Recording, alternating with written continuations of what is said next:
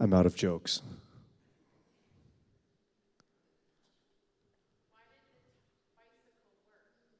Why did the bicycle work? Why didn't the bicycle work? Well, I don't know. It was too tired, exactly. I told you my favorite one earlier today, so I thought it was gone. What's brown and sticky? Stick. A stick, yeah. I eat my popsicles. See, that's pretty, I mean, dads love those kind of jokes. Sorry, ladies.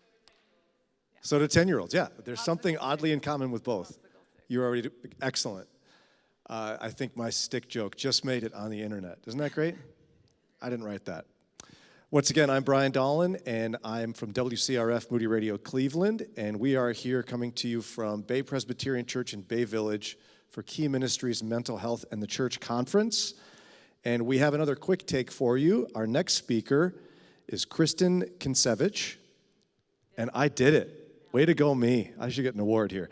She's an assistant professor of counseling and the graduate counseling program director at Evangel University, and she's passionate about reducing the stigma of mental illness in the church. Please welcome Kristen Kansiewicz.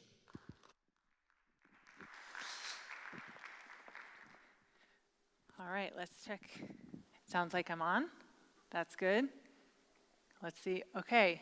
I told the audio guys back there that my presentation is very visually dependent. So if the slides fail us, I have nothing else for you. So thank you so much. As he said, I'm Kristen Kansiewicz from Evangel University, and I'm here today to talk to you about why pastors need more friends. Oh, okay. See, I'm always bad with these little clickers. Okay. I'm going to start by telling you a tale of two studies. And so the first is a national sample of 874 Assemblies of God pastors. This was my dissertation at Regent University. And through that study, I began to ask some questions about pastors' well-being and also about help seeking. How often or what are the intentions of pastors who might seek professional counseling for themselves? Recently, we replicated this, myself, Jim Sells, Jen Ripley, who are here with us, and a team through Charis Institute at Regent University. We looked at some of these same questions with Baptist pastors, mostly Southern Baptists, but some other Baptist groups mixed in. That was a national sample of 420 pastors.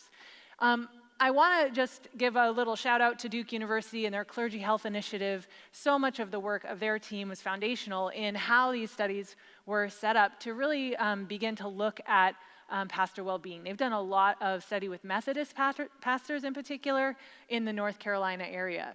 So kind of the lowest hanging fruit is depression, because it's very relatable. We can immediately understand that word, especially when we're talking in a clinical setting.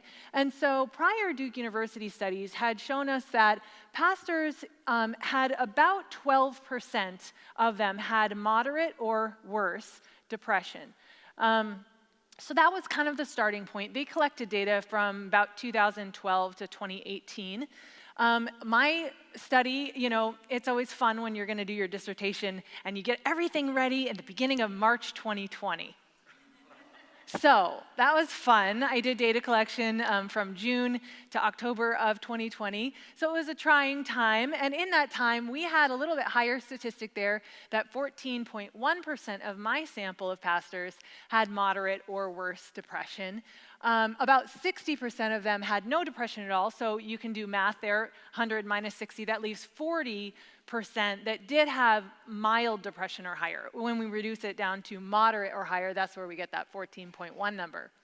And then for the Baptists, only 48% of that sample had no depression. So you see 52% of them had mild or higher, and actually 17.2 had moderate or higher depression. Now, this left us with some questions. Are pastors just getting more depressed over time? That's possible, from 12 to 14 to 17. Are there specific differences between Methodists, Assemblies of God pastors, and Baptists? Not necessarily. All the other data is very similar. So we're looking at generally, a fairly united clergy population. And so in this, I think that ultimately we just need to continue to ask these questions and do more studies to see what the trends are over time. There are some things we know, like for example, younger pastors are more likely to say that they're not doing well. So there are generational differences there as well. So it may be that all of those factors are contributing to some of those numbers. But ultimately, the Baptist pastor study was nearly identical to what I found with the Assemblies of God. And so the focus of this talk is going to be on kind of one of the biggest nuggets that I took away from these studies, and it's about the number of close friends. So hence the title, Why Pastors Need More Friends. The number of close friends, which by the way, the Holy Spirit whispers to us in all kinds of moments, and one of them is when you're sitting in front of SurveyMonkey and you're setting up your questions that you're going to send to pastors. And in that little moment, I really believe the Holy Spirit whispered me and said, I was putting in demographics of all, the different things you collect and ask people in a survey. And then I said, I'm just curious how many friends they have. I'll just throw that in there. And I asked pastors, how many people in your life, not including your spouse, do you have that you can talk to about things that are important to you? That's it. That's the only thing I asked them. It wasn't a validated survey. I didn't get a score. It was just that one question asked offhandedly in a demographics section. And I gave them a choice of 0, 1, 2, 3, 4, or more. And that's exactly how we worded it and did it with the Baptists as well. That single question was significantly related to all of the well-being variables and the help-seeking variable. And so that kind of became my little nugget of, all right, we're onto something here. It certainly matches what we know in human flourishing studies, that social support is so important to well-being. But pastors have some unique aspects to that. So we're going to talk through it. Let me just explain the variables, and I know this can be a little alphabet soup here, trying to kind of capture the terms and not the acronyms, but we did use the PHQ-9 for depression, which is a clinical tool for diagnosis. So it is fair to kind of evaluate it on mild, moderate, severe kind of categories. We used the CODI, which is the Clergy Occupational Distress Index that was created by Duke University to measure occupational stress in pastors. We used the Francis Burnout Inventory, or the FBI. We didn't send the FBI to people's houses. This is a scale.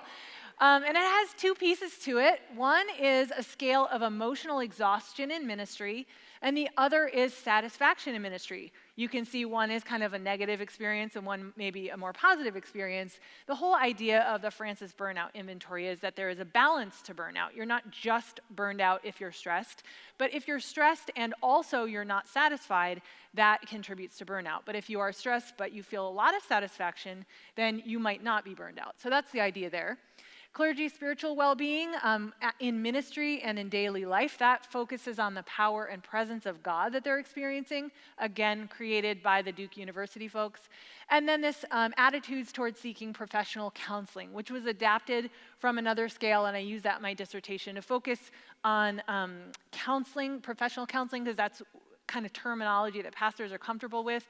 The original scale used psychological help, and that had a little bit more of a loaded connotation to it. So all of these variables were significantly related to the pastor's number of close friends. So I'm going to show you the fun part, just the graphs, because I think this really tells the story very well. So with depression here, we're looking at a mild depression is a score between 5 and 9. So here you can see that 5 to 9 along the side. And the pastors who have 0 friends, their score's just above 8. So they're actually getting kind of close to moderate depression right there. And then as you see that trend line go down, you have 1 friend, you're doing a little better. 2 friends, even more better. In this case here, 3 friends, you get past that mean line. That line across the way is the mean of the whole sample. And then you have to have 4 or more friends before you actually get out of a clinical depression diagnosis. So at score of 5, even at 3 friends, you still have mild depression. Let's look at occupational stress. Same trend. And notice that it takes 4 friends or more to arrive above the mean, and that's the case for all of the other variables I'm going to show you. So in terms of how much stress you're feeling in your job, it's amazing how the number of friends you have can have such an impact. Let's look at emotional exhaustion in ministry. Same trend.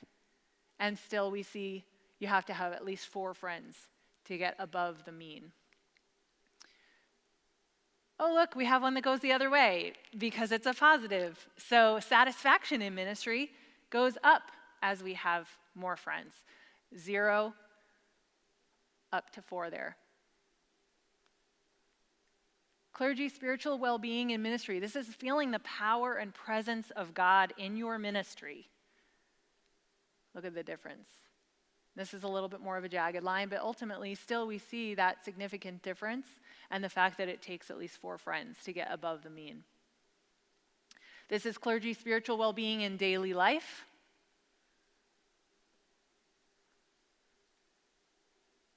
And this is the attitudes towards seeking professional counseling. Not referring other people to counseling, but actually making a decision that you would seek professional counseling for yourself if you needed it. And of course, there are significant differences, not just between 0 and 4, but really a lot of these significant differences start happening at the 2 friends or so. So there is a significant difference from 0 to even just as many as 2, and then it keeps going.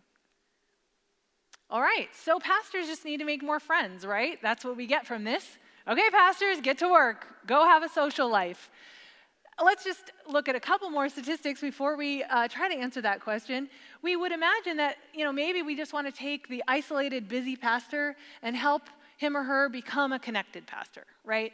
And here I've given kind of, in both of my studies, kind of the range. So about 7 or 8% said that they had 0 friends. 9 to 12% had 1 friend. 22 to 23% had 2 friends. 17 to 20% had 3 friends. And then somewhere around that 40% mark had 4 or more friends. So that's the good news, is that 40% of pastors are doing okay. But 60% of pastors, if we include those 3 friends, they still are under the mean in most cases. So let's say even about half of pastors are struggling to maintain a number of friends. Here's my argument, is that pastors can't just make more friends. Maybe that is just logical to you as well.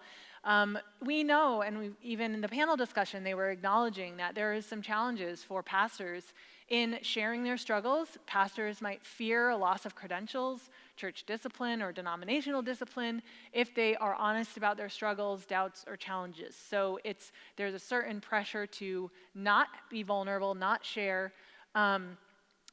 Honestly, I think there is some trend toward vulnerability, but in a way, fake vulnerability, if I can say that, right? It's actually kind of cool to stand up on stage and say, yeah, I go to counseling too. But do you actually have a person in your life you're calling up and actually telling, and talking to about the things that are deeply in your heart? So I think sometimes pastors maybe even feel like they're being vulnerable, or we feel like they're being vulnerable because they're, it's good to be an advocate for counseling from the pulpit, but that's not really vulnerability. Also, pastors have a variety of social roles, and so there is a certain guardedness. We talked about this earlier, right? You can't kind of bleed onto your congregation, so how do you balance those roles and those things? And then I think a huge piece, a big challenge for pastors is their schedule. A lot of them spend most of their time at church events, so all their kind of social energy and social time is caught up in church things. And also, pastors have weird days off. For a while, my husband and I had Tuesdays off. Not a lot of friends getting together on Tuesdays. The weekends is when everybody else is hanging out and you're doing all of the church stuff. That's your busiest time of the week. And Sunday afternoon, when everybody wants to go out for lunch, you're like, all I want to do is shut myself in a dark room and not talk to anyone for 3 hours, So it's really a challenge for pastors, and so we can't put the onus on them to say, okay, just go make more friends. We have to do something as well. So here are some suggestions that I have for systemic change, some of which we can do in any church context, and other things are kind of broader. But I think we need to really seriously talk about redefining what pastor means. We have a lot of celebrity trends in the church, and we need to deconstruct those celebrity models because A, I don't think they're biblical, and B, they're hurting pastors, they're hurting people who feel called into ministry and then no longer feel they can serve. So again, this is contributing to people leaving ministry as well. I was told, my husband and I were in pastoral ministry for 20 years. If you come to my talk tomorrow, you'll hear about the way that I brought clinical mental health counseling into the church. But we were told by our lead pastor, and I don't think he was alone in thinking this, that it's lonely at the top. Get used to it. Isolation is just part of what ministry is. I fundamentally disagree with that. When he said that, my reaction internally, I don't think I said this out loud, but I thought in my mind, then just fire me, I'm out. I have no desire to have that be my reality. And I was struggling at that time for friends. So that was something that I rejected internally then and just continue to feel it's not an appropriate strategy. We also just need to help pastors decrease their roles and decrease expectations of them and provide sabbaticals. A lot of church boards are hesitant to provide sabbaticals because there's a sense of like, well, I work all the time and no one gives me a sabbatical. And there's really this disconnect between kind of the emotional toll that ministry takes on a person. And 2 days off. This is something I feel silly saying out loud, but for 18 years, my husband had 1 day off a week. And the expectation for not a lot of money in an urban context was 50 hours a week plus Sundays. That was the expectation.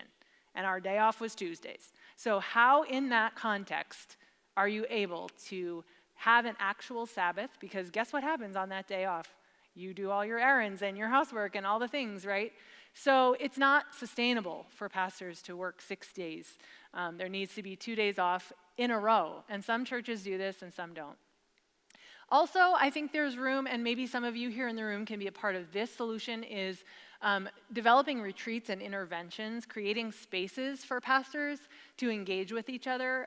Pastors, one of the other parts of my study, I asked them what kinds of resources they like, and retreats is one of the things that pastors prefer to do, even more sometimes than professional counseling. So we have some room, and also I think we need to cross disciplines here. It's okay for pastors to be friends with other kinds of leaders. And so we don't need to limit pastors to just make friends with other pastors, but sometimes there is kind of a mindset like that. And then, of course, those who are interested in research, I would advocate for additional research, kind of the qualitative side of finding out the lived experience of social life as a pastor. That's one of the next questions I plan to ask. And then on the quantitative side, I think we need to test prevention and intervention strategies. Let's try some things in seminaries before people get into ministry, or even with cohorts of, let's say, DMin students who are actively in ministry. Let's create one term in my mind rolling around right now is kind of a friendship incubator. What would it be like to kind of create a space where we were talking about friendship, encouraging friendship, and monitoring friendship, supporting pastors along the way? Thank you so much, and I appreciate your time.